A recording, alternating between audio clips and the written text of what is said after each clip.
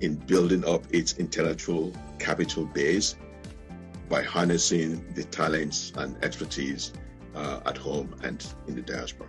Let's take solar energy as an example.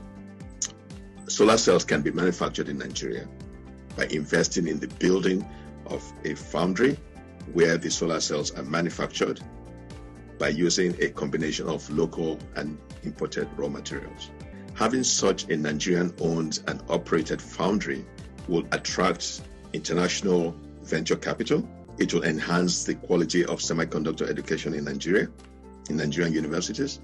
It will also help in the development of highly skilled, technical workforce that will be required to run this foundry in the future. And I think it's safe to argue that it could also form the foundation for the development of new and emerging semiconductor technologies beyond solar cells. In 10 to 15 years from its inception,